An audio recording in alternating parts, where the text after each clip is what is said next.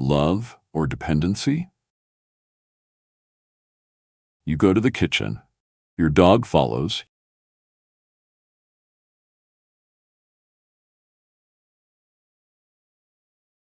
You go upstairs. Your dog follows. You go to the bathroom. Your dog follows. At first, it feels adorable, like your dog simply loves being around you. But here's the uncomfortable question. Is your dog following you or checking that you haven't disappeared? Because some dogs follow their owners because they feel secure, and some dogs follow because they don't feel safe without them. The behavior looks identical. The emotion underneath is completely different. Today, I'll show you how to tell the difference. Have you ever stood up to grab a glass of water, and your dog immediately got up too? You walk to the kitchen, it follows. You go to the bedroom, it follows. You close the bathroom door, and suddenly there's a furry shadow waiting outside. Most people see this and think, my dog loves me. Others worry, my dog has separation anxiety. But what if neither explanation is completely true? Because according to animal behavior researchers, many dogs follow their owners for a much deeper reason, one that has nothing to do with neediness. And once you understand it, you may never look at your dog the same way again. Before we continue, tell me something. Does your dog follow everyone in the house, or just one specific person? Let me know in the comments. The shadow at your heels. Imagine this. Your dog is peacefully sleeping. Then you stand up. Nothing exciting happens. No leash, no food, no toys. Yet somehow, within seconds, your dog is walking behind you. Why? Here's where most people get it wrong. We assume the dog is following because it wants something. But researchers discovered something fascinating. For many dogs, your presence changes how they experience the world itself. Not because you're feeding them, not because you're entertaining them, but because you're their reference point. Think about a small child at a playground. The child runs away to explore, but every few moments they glance back at their parent, not because they're scared, because knowing the parent is nearby makes exploration feel safe. Dogs often do exactly the same thing, and that's where this story starts. Your dog's secure base. In one experiment, researchers gave dogs a puzzle they couldn't easily solve. When the owner stayed in the room, the dogs worked longer.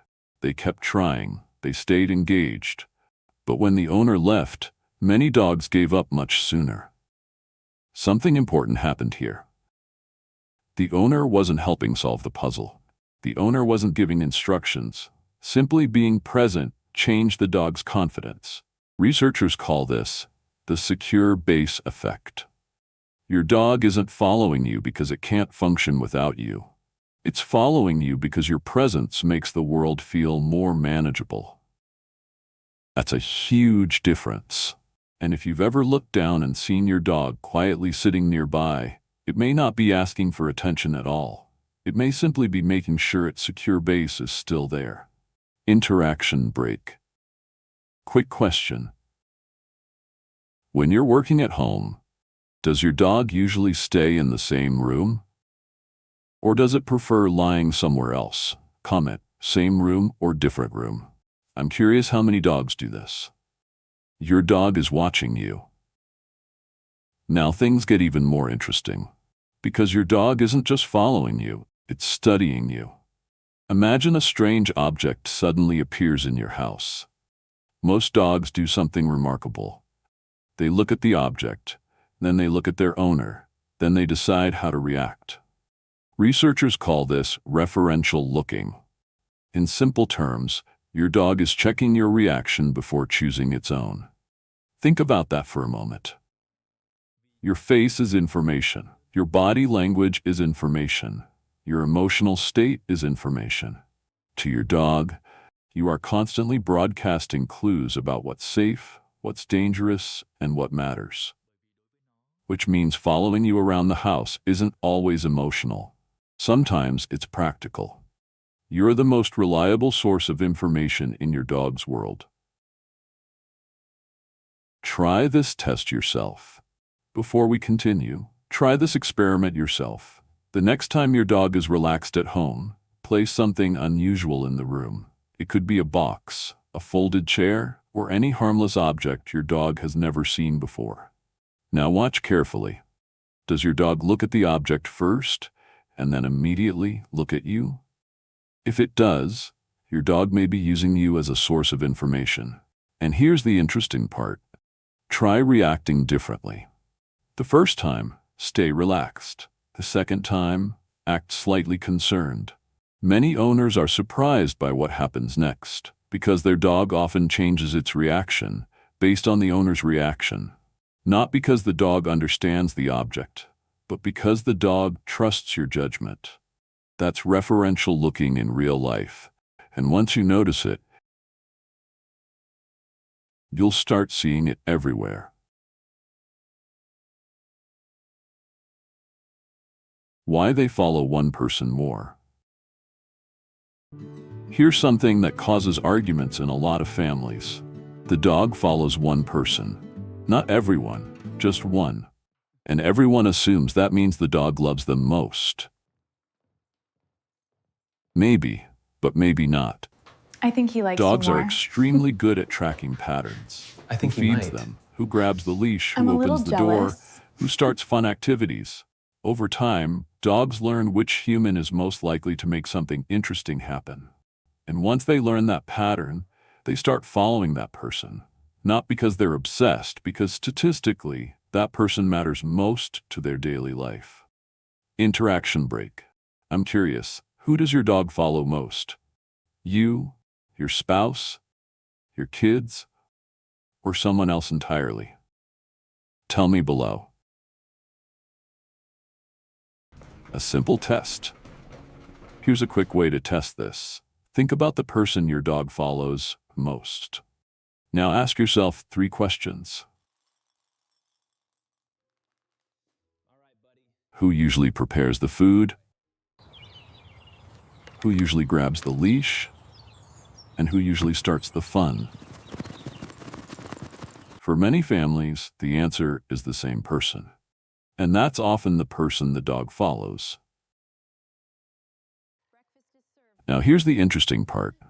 If another family member suddenly becomes responsible for those activities, many dogs gradually change who they follow, not overnight, but over weeks and months. Because dogs don't just build emotional attachments, they also build behavioral patterns. And sometimes what looks like favoritism is really just familiarity and routine. Yes, you are, my best friend. The genetic surprise. Now for the part most people never hear. Scientists discovered genetic differences between dogs and wolves that may help explain why dogs are so naturally drawn to humans. In other words, part of this behavior isn't learned, it's built in. Thousands of years ago, the dogs that stayed close to humans survived better. Those dogs found food more easily. They found shelter. They faced fewer dangers. And because they survived, they passed their genes on to the next generation.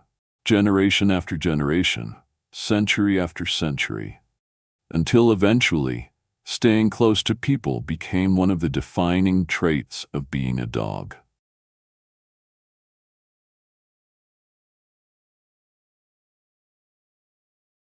Think about that for a moment. Your dog may be following an instinct that existed long before either of you were born. Long before your house existed. Long before your neighborhood existed.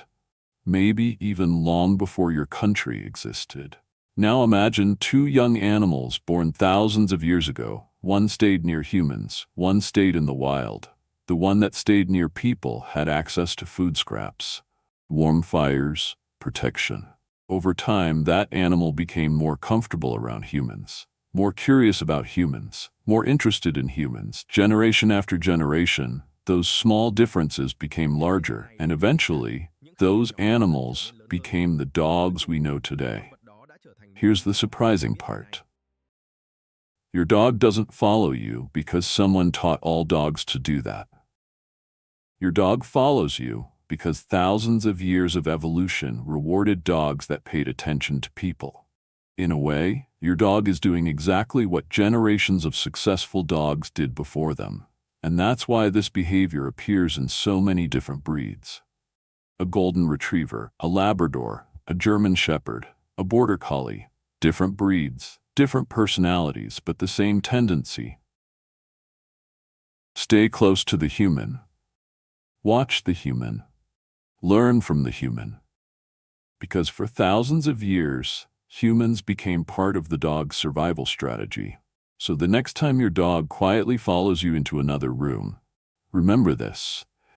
You may not just be seeing affection, you may be witnessing one of the oldest instincts in the relationship between dogs and humans.